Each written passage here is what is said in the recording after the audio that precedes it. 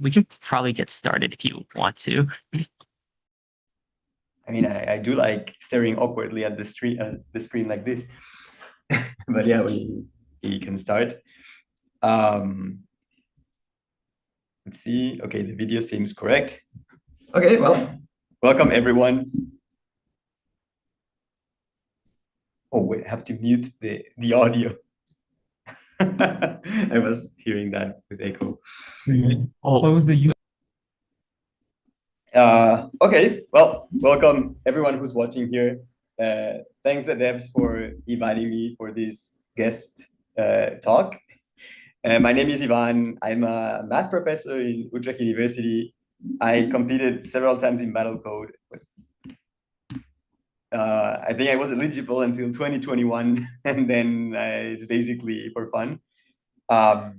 So it's basically at this point like a healthy addiction, hopefully healthy actually. And I've been through a lot. Hopefully, wait, the video is actually very delayed. Well, hopefully this lecture is aimed to help people that are either starting or want to basically rank higher in Battlecode, to see how I personally tackle a challenge like this, in a sense. So we're gonna go through basically 4 phases here. First, like planning the bot, then improving the bot, which is kind of similar as well. Then testing the bot, and then we'll discuss some stuff about the meta game, which is like the accumulated knowledge that the veterans of Battlecode keep getting, like basically popular algorithms or implementations, and also like popular frameworks or bot architectures that they use. So with this, let's start with this holy trinity over here. Let's start with planning your bot. So what happens when like basically the bot gets released and wait, the notification? Okay, never mind. What happens when the bot is released and you have to figure out like what to do? So the first thing that's always like a good, like a very good first step is to implement very robust primitives for the bot. So what happens? Usually when the game releases, the state is not usually what ends up being in the end after basically a lot of balance patches and bug fixes and so on. I mean, usually as a dev myself in AI Coliseum, I know this is really hard. And it's also really hard to release a game that's going to stay that way until the very end, because usually people are always going to find like exploits and stuff in whatever you do. So usually if you want to go safe, you go for the stuff that definitely is not going to be changed. And in order, I think those stuff are usually pathfinding, communication, then micro and macro are usually more affected by maybe balance patches and stuff. And then also like other more niche mechanics that go on. So what do you mean? So what do I mean by implementing these kind of robust primitives? So I think that this can be shown, for example, in Battlecode 2021. This was a very nice game. you had like, basically you started with some bases, maybe disconnected, and some units that could have to capture like some neutral bases, and they gain a lot of benefits by doing so. However, there were like several challenges in this scenario, mainly that units could only deal damage by exploding, so they had to die to deal damage. They have to capture these neutral bases by doing sufficient damage. So you have to basically immolate like a lot of units in a neutral tower, and they could communicate in a very weird way. Like each unit could basically flag an integer, and it could be read by any nearby unit. And bases could basically read the number of everyone, and units could read the numbers of all the bases. So basically, you could communicate only with nearby units with one integer every turn, and with the bases back and forth. So bases could read units, unit could read bases. So how can we basically manage to try like to disclose relevant information of the map? Like for instance, if we discover a neutral tower, how do we manage to basically send it back to the tower? The tower must be reading the integer of exactly this unit over here, but this unit, maybe you have like 100 units. How do you actually know when it's been disclosed? So when this game was released, for instance, the first thing was basically that we did was thinking for several days in which was like the best possible structure that we could come up with. And in the end, what we ended up was that, okay, there's not that much information that we need in the game. For instance, there's only these neutral towers, there's the boundaries of the map that were also unknown, like in earlier battle codes. I think they would give you like a random offset. So you wouldn't know the actual coordinates of the map. You wouldn't know if you're like close to the edge or not.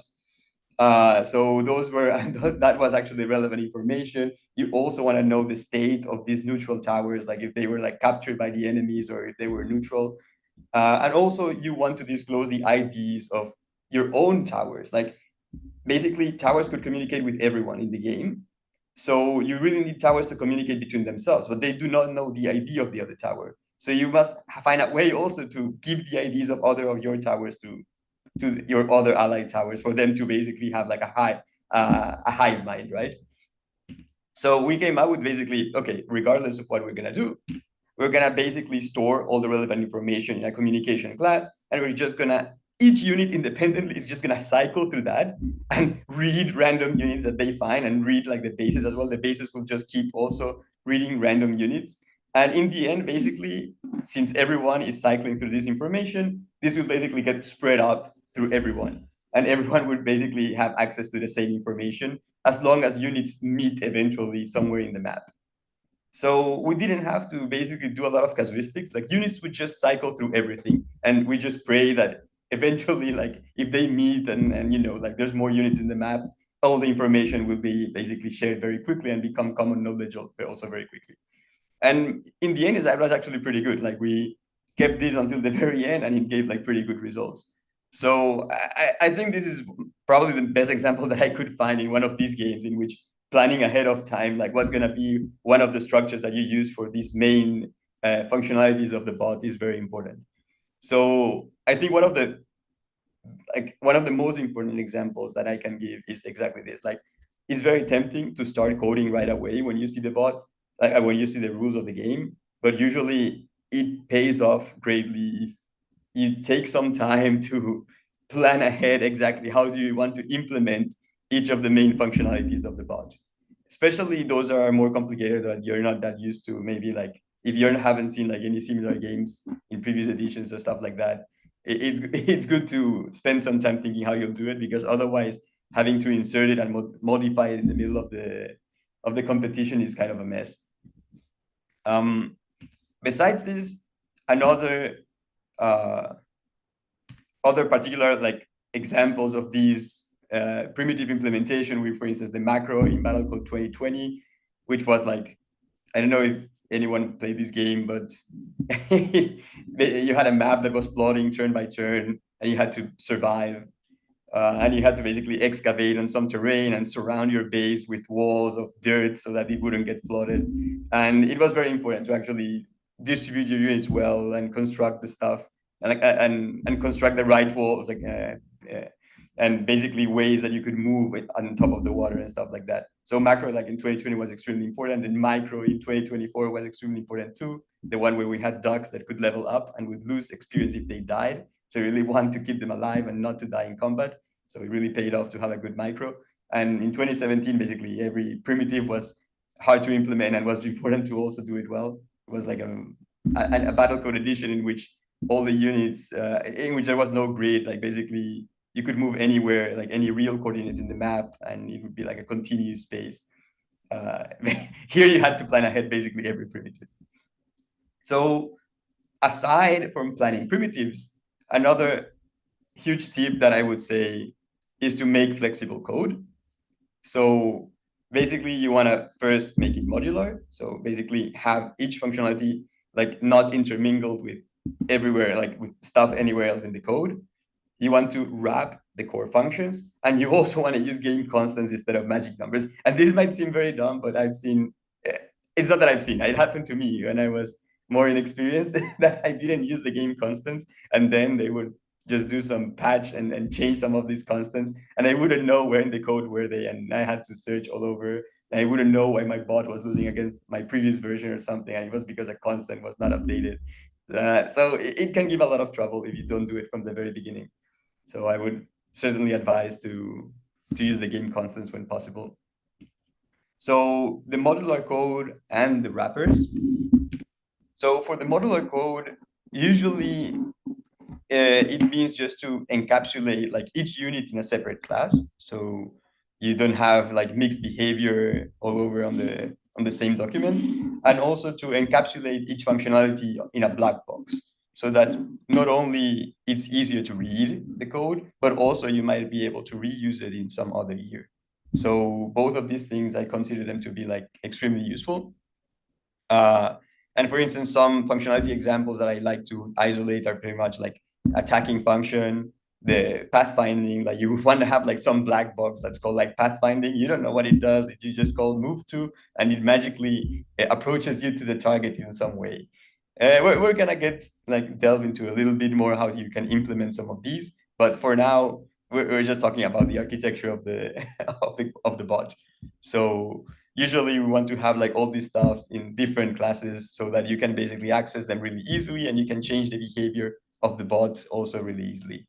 And also we want to cache a lot of information, since we don't want to be calling like these sense methods over and over, because they're like quite expensive. So usually you have like a vision manager or something that uses that, or that processes all what you can see at the beginning, so that you never have to worry about that again. These are some of the examples. Also, I mean, they're very general, but depending on the game, you might want to have more. And about the other issue here was also wrapping the core methods, like can move, move, can attack, attack. It pays off quite some time to wrap them and just call your own methods instead. Like for instance, we have this game, right? In this game, you have dirt that you can mine it. So at least what we did in the end was basically we didn't care about dirt. We just have our own can move that returns true when there's dirt, and whenever we call move, it attempts to remove the dirt before moving. Of course, we have like other can moves and moves that do not check for dirt. Like for instance, when we're microing, we don't want to actually be digging dirt when we have like enemies nearby and we want to micro. But like generally when they're moving and they're exploring, maybe we simply want to cross the dirt, so we don't have to worry and have to do the casuistics of if we have dirt in front of not. We just call can move, and it just takes care of it. In other scenarios, you also want to do stuff like, for instance, when you move, you might want to update your vision and stuff like that, so you can do it right after moving. It's very useful to have wrapping methods around like all these core actions. Aside from that, the last thing that I would say when planning the bot is to basically try to like try to have like good emergent behavior. Usually when it involves coordination. The thing is that usually coordination in Battlecode is very flimsy.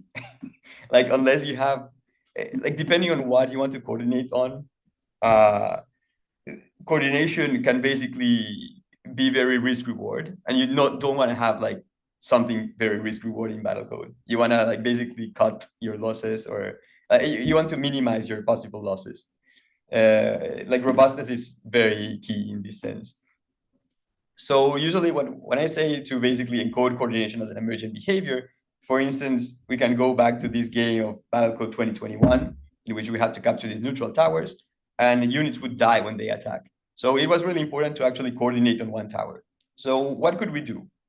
For instance, we could have, okay, since we have to coordinate in one tower and we can all read whatever the base says, we just have our base to flag some tower, like to encode some location, and we just all go attack that location. However, this is not usually, this didn't work out quite well, because what happens is that maybe your base thinks that that another neutral base is very close, but there's a wall in between, and it's actually quite far, and every single unit would try to get like across the wall, and maybe there was another base that they could have gone before. So in the end, apparently what did work well was to just simply have each unit choose the best neutral base. So they would just follow whatever the protocol for exploration was, or and whenever they would find information about new bases, they would choose the one that fits them best, and they would go there. And if, for instance, if they choose the one that's across the wall, but they're like doing bug or whatever, and they find another one that's closer, they would just go to that. In principle, it would seem that this is completely uncoordinated, right? Like if each unit selects their own like neutral tower, how is this better than not having everyone go to the same one? But what happens is that because we were sharing all of our knowledge with this like cycle of information, they all had the same knowledge, so they would all choose the same one in a deterministic way, and eventually they would all converge on the same one. And since units would have more knowledge than the base, it was actually better than doing it from centralized, like than centralizing that on the base. So yeah, here as the slide says, like since units share both the protocol and the knowledge, then apparently they also converge on the same base. And in this case, it was like provably better. At least in our experiments, it was definitely provably better than coordinating it through the base. So this is an example of emergent behavior that was really nice. Like units basically, intuitively, they would all be choosing separately, but they ended up all choosing the same one because the protocol was defined the same way. And this can happen in a lot of other scenarios. Like usually when selecting targets, this is very, like this emergent behavior is very applicable in stuff like, usually you want to have strength in numbers. So you don't want to have like a unit alone going to the enemy by itself and just dying. You want to have like several units going together. But it's hard to encode that, because how do you manage to separate like your units into small groups and stuff like that? But apparently by just choosing what's best for them in a deterministic way, then they tend to go together because they choose the same way. So it's actually like this is a very clear example of emergent behavior. And also when microing as well, if they all micro the same way, they go in and they go out more or less in coordination, even though they're not coordinating at all. Usually my lemma for this kind of stuff is, okay, do the stuff that if everyone does that, it's good for everyone. And do not do the stuff that if some units do it and some like, and do not do the stuff that can be that can be bad if everyone does it. So yeah, this is basically my my third tip on planning your bot. So basically it's doing modular code, wrapping your core methods as well, and planning for emergent behavior, aside of course from very robust primitives. So with this, basically we covered our basics on how to more or less plan your bot from scratch, like what happens when you read the rules and you have to basically design something from that. So now imagine that we've already planned the bot and we've basically got to a wall. Like we don't know how to improve the bot. Like there's some people ahead of us in the ranking, but we don't know what they're doing that's better than ours, right? So there are two ways, aside of course from your own creativity, but that's not something that actually can be taught, I think. But it gets better with experience. Like then the more stuff you do like this, the more creative you become suddenly. So it's not a mystery. But there are two like very reliable ways that do not depend on random stuff like creativity that can allow you to like improve your bot very reliably. The first one is basically to watch as many replays as possible. And I have this funny example in which I think it was like in Battlecode, like 2018, we were not doing that great. And then a teammate of ours was like, okay, I'm going to watch like 100 replays. I don't know if it was 100, right? I don't know how many he watched, but there was a lot. He came and I'm going to watch like a lot of replays of the number one team against us. And he got like a notebook. He wrote like 40 bullets of stuff, and then he just implemented that, and we get up top 3 like by implementing all those stuff that he just blamelessly copied from the top team. And that also is in sync with the other bullet here, which is analyzing the other team strategies. So, I mean, the first, watching as many replays as possible. I also mean it up against your own bots, but also like when you play online against other teams, you want to also see what they're doing, right? So against your own bots, I would say, first of all, do not settle for mostly fine. And by this, what I mean is that, okay, you implemented some stuff and you want to check if it's actually doing what you implemented. So you watch some replay against some other, like against an old version, and you see that, you know, like 98% of the bots or 97% of the bots do what's intended. And there's like some round, some bots do something random, but it seems to be like, you know, mostly fine. Like it's only like very few bots that do something very random and you don't know exactly why. So this is usually like a very red flag about something happening in your bot. Like it's basically like a tip of an iceberg. So if a unit is doing something weird, it's not easy to detect when some unit is not doing what it's what it's supposed to. So if a unit is clearly not doing what it's supposed to, it probably means that there's a lot of units that are not doing what they're supposed to, but you don't know. So it's usually very important to actually find those units that are defecting and see exactly why you have this strange behavior. Usually that leads to like a bigger problem that, when fixed, it usually improves the win rate by a lot.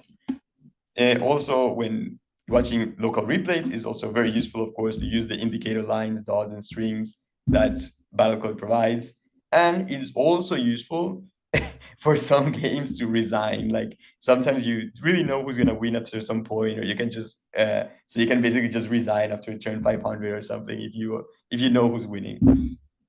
That way you don't have to wait until the very end. Usually, like the more you take, it is super linear. Like it takes more and more time, the more it lasts, right? So if you want to be quick, you sometimes put a resign bot to check more or less what happens. Of course, you have to remember to not resign when you submit it online, because otherwise it's gonna be funny.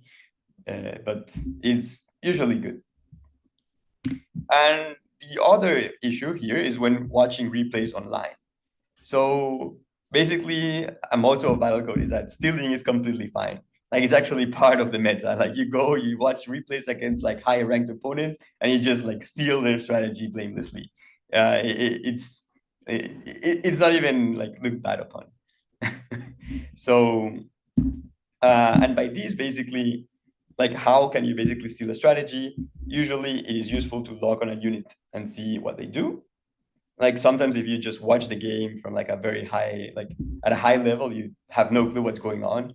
But to really know how like the behavior of the opponent units, it's usually better to just log on one and see step by step what it does. You have to have a lot of patience for this, but usually you can get a lot of information. Like why does it decide to go somewhere? Why does it decide to engage in combat? Why is it retreating? Why is it actually attacking despite maybe being outnumbered or something? Like who knows?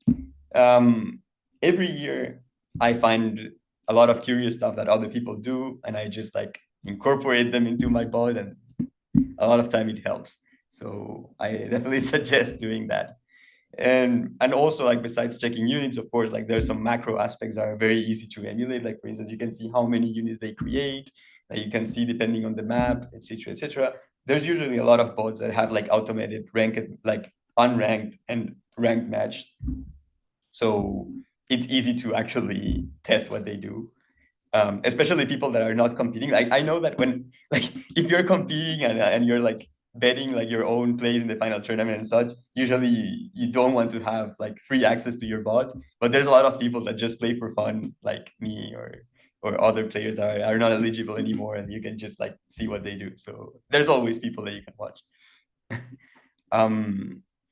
So basically, these are the two tips of improving your bot. Of course, aside your own creativity, but that's something that probably we cannot discuss. And so we go to the third aspect of like meta bot building, which is testing your bot. For this, I'm gonna give several tips. The first one is basically the first and most important one is testing one improvement at a time. You don't know how important this is. Like, you don't want to get into what we call like the Battlecode loop of frustration, which is like you implement a lot of like supposed improvements, right? And then it suddenly loses against the old version, and you're like, what the hell? Okay, there's probably some improvements that help, some that didn't help. So I'm gonna try like some subsets. I'm gonna just remove some improvements and keep some other ones. And it keeps losing against the old version. Then you find that there's a bug in one of the improvements. Okay, now I have to test everything again, right? What the hell? So you don't want to go through this loop. You want to test like one improvement at a time. And if it fails, see if it's a bug or not, and then test another one and so on. It doesn't always, it's not universal, because maybe there's like two improvements that only work well in coordination, like if you implement both at the same time. But usually it is much better to implement one at a time, unless you're very sure that you need both to work. This would be my first tip here. My second one, that's also something that a lot of people skip, because you're like, it's very tempting to code. It's very tempting to code, and when it doesn't work, to just code more. But it's good also to spend some time to create test maps and bots. For instance, here it's an example of a map that I created for this year's Battlecode to test the micro.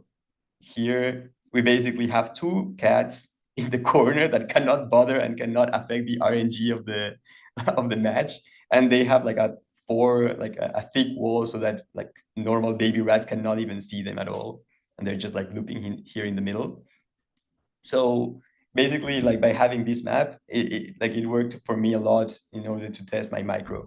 So whenever I do like some micro changes, I go to this map and I test it here like 100 games, one against the other, like with different seeds and such, and I can clearly see which one has the best one. I think my teammate Dario, he's also done the same with pathfinding. Like he was implementing like a better pathfinding mechanism, and he also made a map with no cats, or like cats in the corner, and with and very labyrinthic. So to test that, and also I think modifying the bots to only create one unit and to go to the other side of the map to see how it patterns there. So like it's good to create, like to spend some time to isolate the thing that you want to test and test it there, because otherwise it's quite a mess to just test it in the middle of all the other stuff. Like, you don't know if it's moving back because someone communicated there's a cat nearby or whatever. I don't know what could happen. So you never know if it's strange behavior. What can it be? Like, the more you have in your bot, the more random, or the more the weirder it is to know what exactly is happening. So creating like specific test cases and specific specifics like bots and specific maps to test each functionality separately is actually a very good idea. Also, I actually didn't know this before because I was just I was just testing with the client, but but running a tester is actually a game changer. Like, here, there's a tester that Io did. Uh, he told me that he implemented it with Cloud Code basically entirely. So it's everyone can do this supposedly, and you can see here basically you have your commit version, like your commit version here, like and basically the name of the bots, and you have like for each map how many, one in each side. So it is very complete, and it works very well to know if a bot is better than another. As you can see, for instance, like the improvements from our 16th version to our 19th version was 54% to 46%. If we test this in the client, there's no way to know if it's actually better or not. In fact, it could possibly be that 16 wins more games because of random stuff. So it's for very like the vast majority of changes that we've done are incremental in this sense. Like, they only increase by a few points in percentage, but it's very, very robust in the sense that it would always, like, we would test it again and again, and it would always be like a little bit higher. And by stacking them all together, we can get actually like a huge differences in percentage. Like, it could stack up to 70% or something like that by putting like a lot of this together. So I don't know. I feel like having some tester like this is actually game changing in this sense. Like, if you test with the client, definitely consider like at least getting a script to run like some, maybe like maybe 100 games on each side, so that you could know exactly what's going on. And finally, I mean, basically avoid map overfitting. So this is actually a thing. In fact, in 2021, I think it was, yeah, exactly. I think I'm sticking with this example. Like in 2021, uh, it was my last eligible year. We had a bot. We were number one in the ladder. We had like 200 elo difference, I think. It was like crazy. And we still like lost hard in the finals. Uh, and that was mainly because we overfit for the maps there were a lot of maps, but they were similar, and we overfit for those. So our bot apparently was crazy good for the maps in the server, but for the new maps in the tournament that were had more passability issues, like our bot was not very good. So you would definitely want to do your own maps and test on those before committing to your bot. And another like example of map overfitting sometimes is like a lot of rushing bots seem to be very good at the beginning. Rushing can still be good at the end, but it's usually not as easily good, I would say. Like it becomes more subtle. But usually the first maps that are always released are very open. They have almost always like rotational symmetry. So if your first guess is to go to the rotational symmetric, it's always like you always get really quickly to the opponent and stuff like that. So Rush seems very, very good at the beginning, but of course, like if you commit to Rush from the very beginning, you'll see that eventually it's not as easy as it seems. In some games, I think in this one, for instance, Rush can be good in the end as well, but it requires like more tuning than simply just sending everyone to the opponent. Because if you have like a more complex, mazy map, then you're wasting all your momentum at the beginning. So with this, I think we conclude also the tips for testing, and we can discuss a little bit the meta game, which is basically like some accumulated knowledge over the years that that basically Battlecode veterans have, and it's good to have as well. So we're gonna discuss like some useful algorithms, popular frameworks, bytecode hacks, and this code gen thing that some people talk about, which is also kind of funny. So for useful algorithms, basically the first one that comes to mind is bug navigation. It's probably, I would say, like the core Battlecode movement method, like the movement algorithm. I think almost every single bot uses bug nav, and if they use something else, they probably use also bug nav while they compute that other thing as well. And bug nav is actually very simple. For some reason, it's believed to be somewhat complicated, but the implementation is actually very simple. You go straight to the objective, and if you find an obstacle that's blocking your way, you stick to the obstacle until the distance to the objective is a global minimum, and then you reset. And resetting means that you stop surrounding the obstacle. And basically, how can you update the obstacle is basically when you cannot move to one direction, you keep rotating, and the last direction that you couldn't rotate, that's going to be your new obstacle, and the new position is going to be the first one that you can move. So this way we can just update everything at once, and you keep doing this. And so basically every single one of your turns, if there's an actual obstacle that's blocking your way, you try to go to that, and then you start rotating until you can move, and you update your obstacle as well with the last movement that you could not perform. And you keep doing that until you're at a minimum to the objective, and then you reset, which means your obstacle is suddenly null. You don't have obstacles anymore, and you try to go again to the objective. In this case, probably the minimum distance will be somewhere around this wall, but you could still not go to the objective. So it would still be like surrounding the obstacle until you get here, in which it resets and you can actually go. So this implementation is not very hard. I think this is the one that we have as an example in AI Coliseum. Like we have in the tutorial section, we have a bug nav. But this is a very, very basic bug nav. It doesn't account for unit collision. Like if there's units going in both directions, messy stuff happens there. It also doesn't take into account what happens if there's like modifiable terrain, like you're like surrounding something, then something changes, and then you keep looping forever because you don't find the minimum distance anymore and stuff like that. So these are very, very basic bug nav, but it has like a lot of stuff that can be improved. Aside from bug nav, usually people also run what we call like a symmetry checker.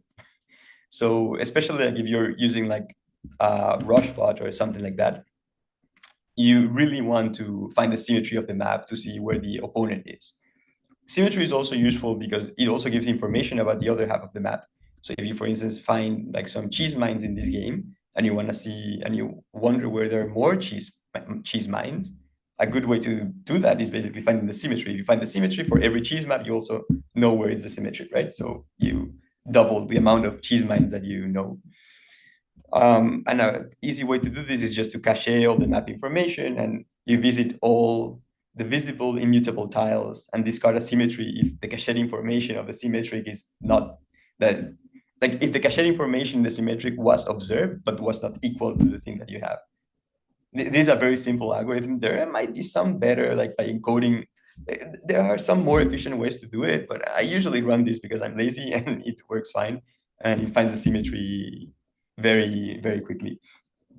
However, we have to say that there's some trade-off, like depending on how you cache the information. Like if you plug everything into a single integer to save space, usually you have to do more operations every time that you check the symmetry. However, the thing is that you use also less initial bytecode because you don't have to store like a huge array at the beginning, which might make you lose your first turn.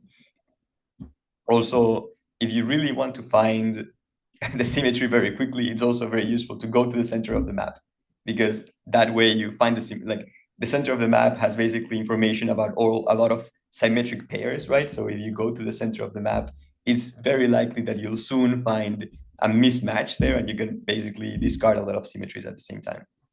So these are, I would say this is basically the core.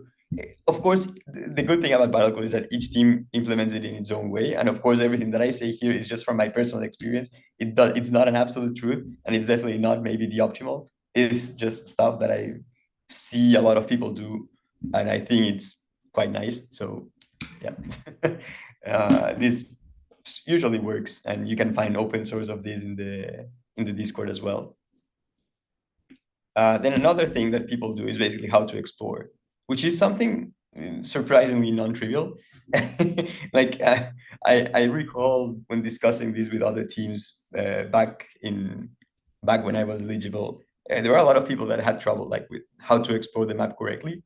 And I don't know, the thing that we do is, and I see a lot of people also doing, is basically we lock into some direction. In our case, we basically, if we spawn, we look at our spawner and we just stick into that direction, like into the opposite of the spawner. And we keep going in that direction to the farthest possible tile. Like if we spawn in this direction, we would try to move, for instance, here. So we mark this as our objective, and we would bug nav all the way here. There's an obstacle, we will go around it, etc., etc. Which is better to just that it's better to have an objective than to have only the direction, because the direction is what do you do when there's an obstacle. If you have the objective, at least you can bug nav around it. So there's this, and basically when we reach the end of the map, or when we find like some scary stuff like a cat, okay, we don't want to keep going in that direction, we switch to a different direction. This works really well, I have to say. And also basically, if we do this, since it depends on the direction that you've spawned, basically the spawner has also to contribute for that and has to distribute the spawned units across different directions. So you have to keep track of how many units did it send for each direction. And usually if you want even more bonus points, like in some cases what we do is that, okay, like it's not the same exploring in this direction, since now we know relative to the edges of the map where we are.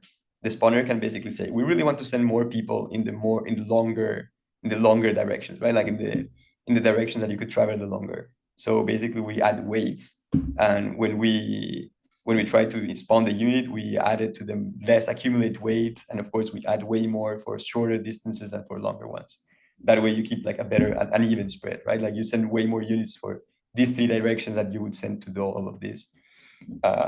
This is the way that we usually do it, and we have kept it pretty consistent for the past years, and it works fine. So I don't know, if it works, do not change it. That's like a dilemma, and I guess it was nice to share it. So aside from exploration, well, I think these are the three methods that I wanted to share, because I think the other ones I think are in another section. So with this, we can also jump into the bot, into the core architecture of the bot. Usually what we like to do, and I've seen also some people do, is basically having like an abstract unit class. We call it, I think here we call it my unit. We usually call it my robot, maybe because for it I guess it syncs better with with the Battlecode methods. However, here what we do is basically we have this abstract unit class, and we just instantiate it as one of the unit classes that we implement that basically extend this abstract class. And we want also to implement these three methods like start turn, run turn, and end turn. And we do it this way because basically in start turn, we do all the pre-processing, and a lot of units share that.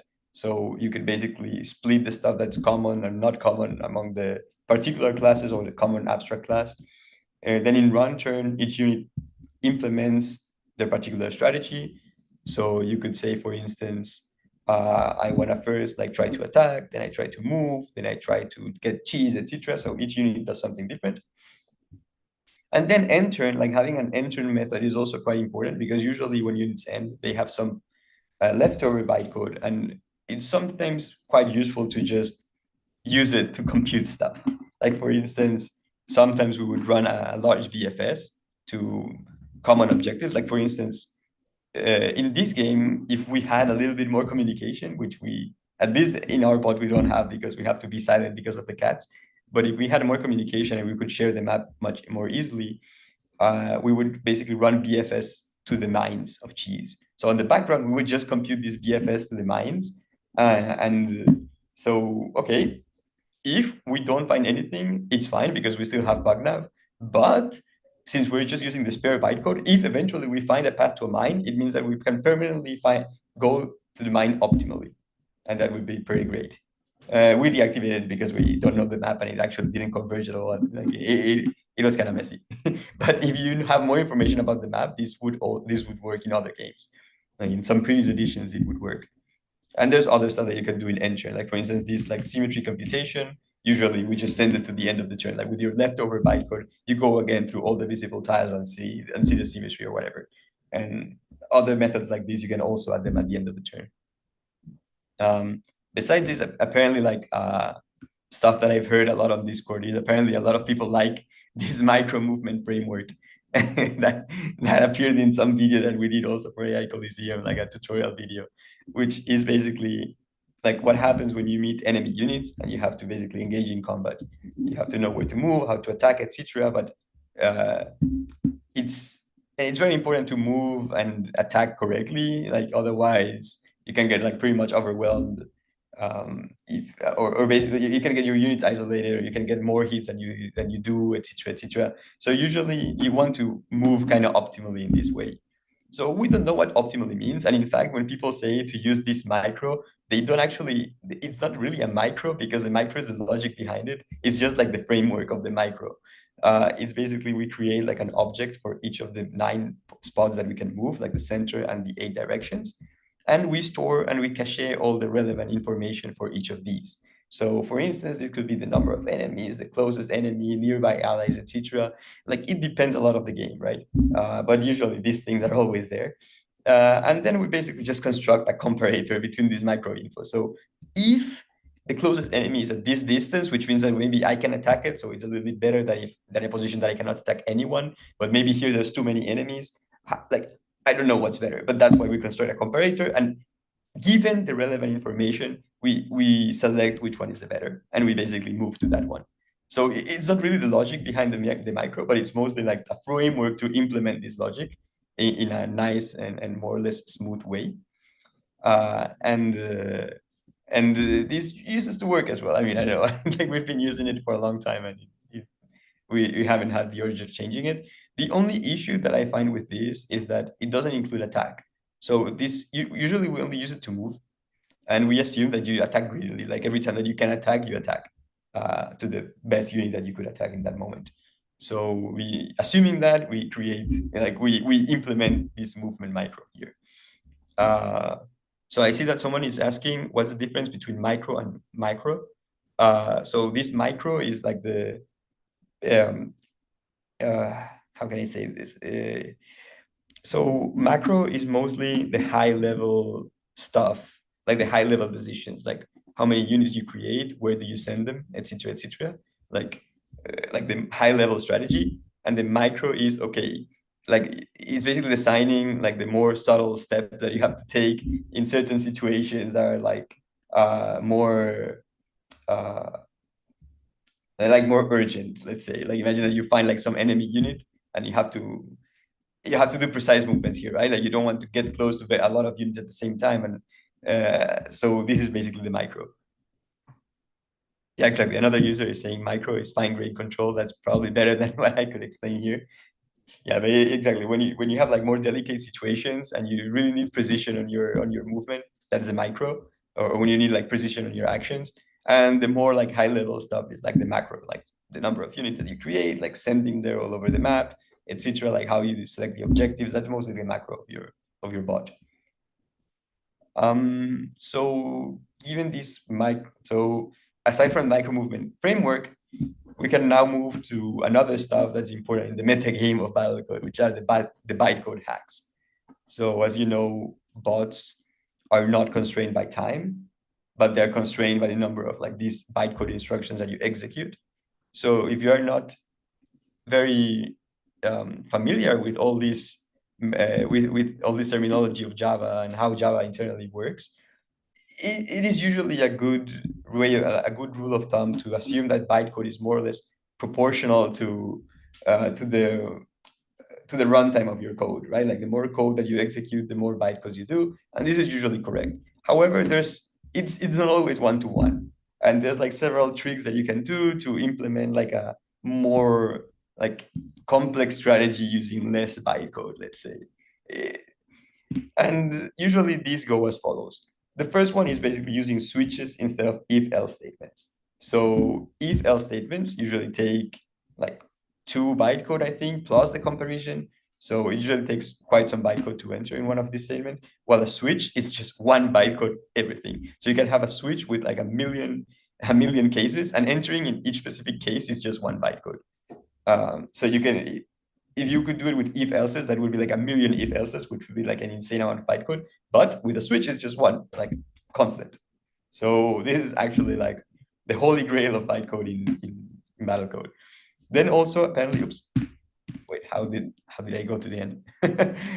Also, the second thing is basically using static variables whenever possible.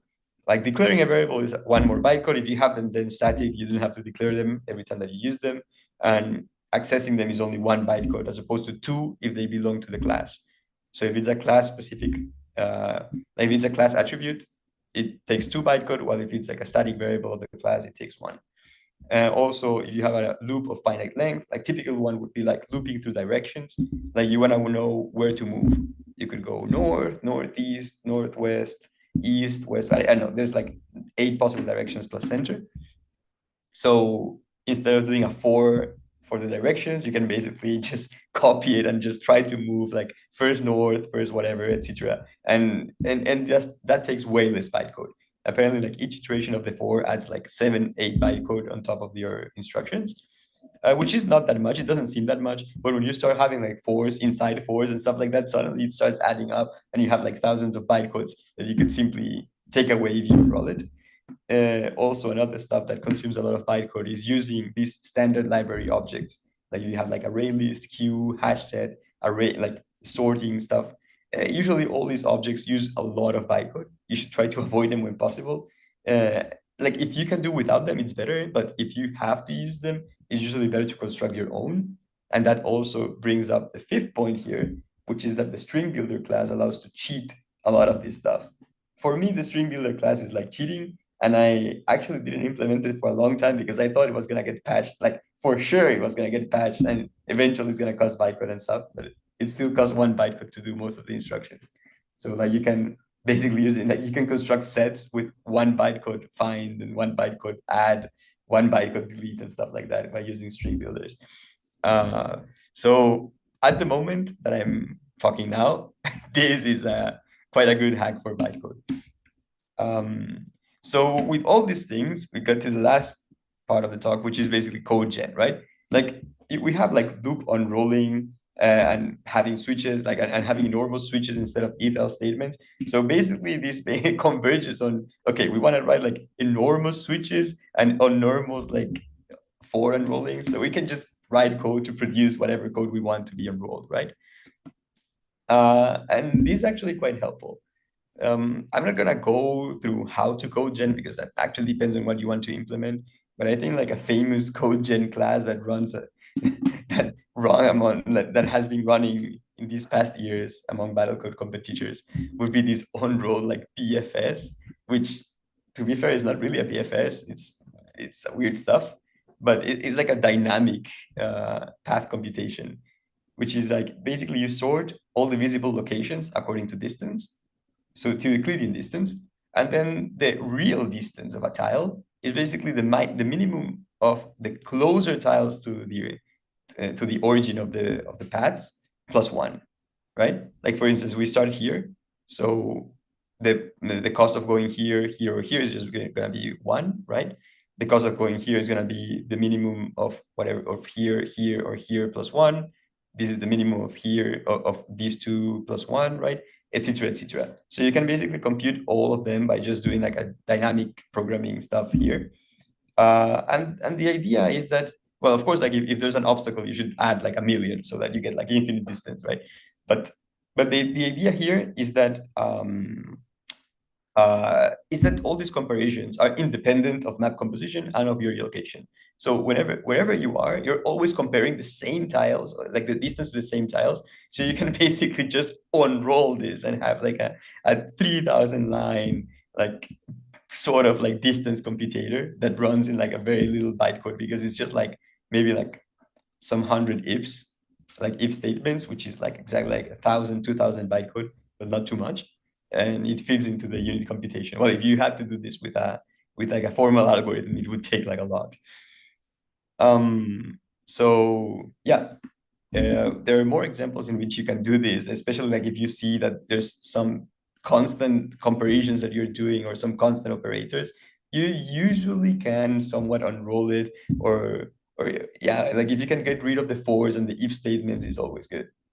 But so honestly, I would only suggest doing stuff like this. I would only suggest like going for this if you're really struggling for bytecode.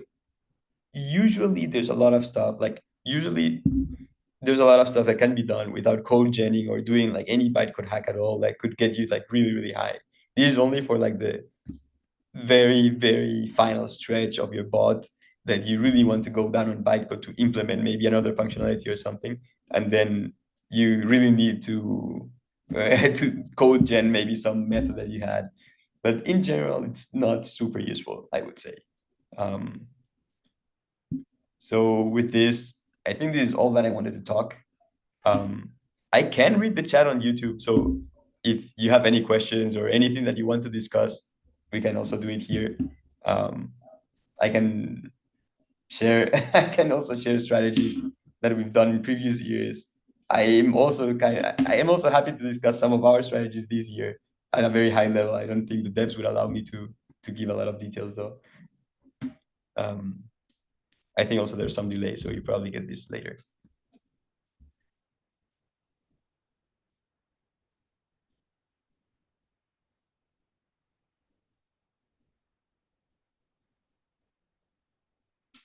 So my thoughts on using the micro framework for tasks beside combat. Um, so I I'm not understanding the question. Like, because for me, when say deciding to rush or not is like a macro decision. Like unless you mean like if you have like several units, like if you have like some of your units and some of the enemy units right in front, and you have to decide, and you're like scared to go in, and you have to decide if to go in or not all at the same time. Uh, I guess yes, it could work if you find something that all of your units agree on. Like sometimes when you decide like all going in, what happens is that some units go in because they think they're fine, but some units at the sides see more enemies than allies, and they don't go in and they get discoordinated. But you can make it work if you find the appropriate the appropriate comparators. For the macro decision, like if you have to send all your units to the enemy team, I think that's more of a macro decision. Like you should basically find the map composition, how close you are, if there's like a wall in between or something. It's usually complicated. It's not trivial at all to see if it's good for rushing or not. My favorite year, I think it was 2017. 2017 was very cool. 2017 had this like had no cord, like had no grid, and you had to move your circles around, and just having them not be stuck was actually challenging. And then you also had to dodge bullets like Matrix. It was actually insane. And the skill ceiling was insanely high in the sense that you would barely ever find a wall that you would get stopped. Like you had all this stuff to do that would improve your bot for sure. And in the end, it ended, and no one could actually improve it the way they wanted, but the way they could in 3 weeks. Uh, I also like last year a lot. This this year is also cool, I would say. The vision gimmicks are fun. I'm still not sold on the cats though. The cats are kind of random. A 3D battle code. That would be cool, but visualizing that would be insane. It would be a mess. So it would be very hard to like it would be very hard to display, right? And that's I guess that's one of the main reasons to stick with 2D.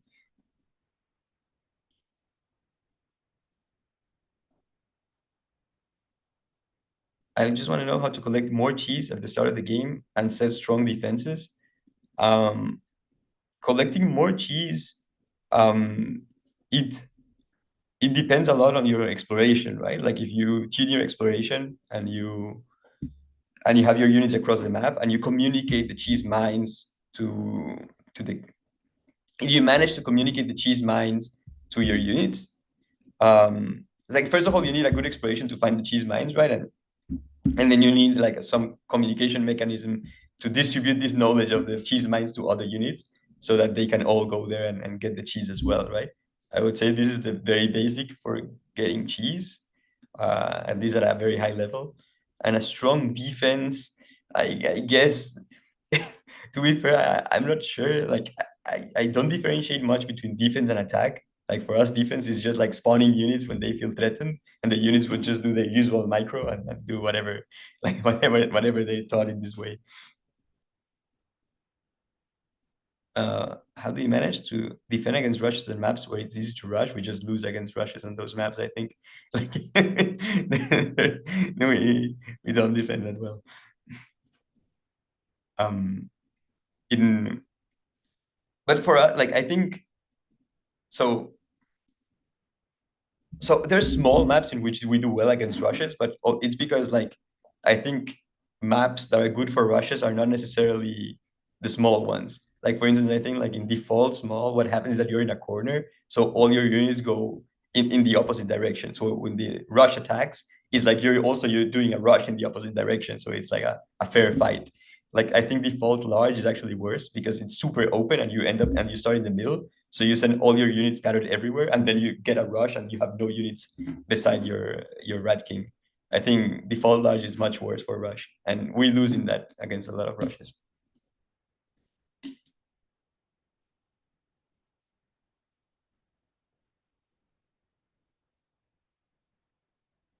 Do you think Battlecode should separate defense from attack? Wait, I'm gonna go in order. How have you managed to defense? No, okay. Do you think Battlecode should separate defense from attack? I don't understand this. Um, I do think that it's healthy for the game that rush is not the only viable strategy because it's easy to design games. It's easy to sleep and design games in which it's simply good to rush the opponent, right? But I think this is not one of those games, so I think it's good. I don't know what does it mean like defense from attack. I And for strong economy, uh, probably aside from getting cheese, that the point that we made earlier, I guess you don't want to overspend the cheese on expensive rats. So I think I found is that if you are fighting against an opponent, it's actually counterintuitive in this game, but in other games, like the more army that you have, the better. So you want to have more units than your opponent. But here, imagine that you're fighting like 20 rats against 12, and you're fighting really close to the enemy rat king, right? So some of your rats are dying, some of the enemy rats are dying. However, the enemy rats are costing, I think, 30 to replace, and yours are costing 50. So, or I don't know if I said the numbers correctly, but your rats are more expensive than theirs. So okay, they're fighting. Maybe you're killing more rats because you're a little bit more, but your rats are twice as expensive as theirs. So you're gonna eventually lose an economy. So I think it comes down not only to grabbing cheese, but also to know when to spawn a rat or not, depending on the amount of rats that you already have, or not even the amount, but the price of the rat, right? And and the situation. I don't know. If you're threatened, you probably like if you see rats close to your rat king, you definitely want to spawn units. You don't want your rat king to be killed. But if you are in a more chill situation, you can be more stingy with the cheese. And now that Rat King spawning has been nerfed, do you have any ideas on a tiebreaker? Uh, I see that we're losing a lot of games because we don't attack the cats, I guess. I guess if you're close to the end of the game, you should just start like kamikaze attacking the cats with your rats. Uh, Besides that, I don't know. Um, like if you want to win the tiebreaker, of course you want to make like a second Rat King. That's the most that you can do. If you haven't made more before, and you probably want to attack cats since that's apparently now a huge thing of the tiebreaker. Um,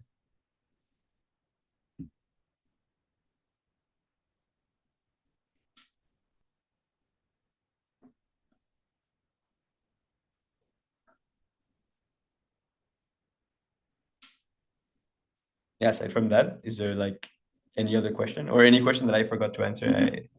I don't know if I could keep up with everything.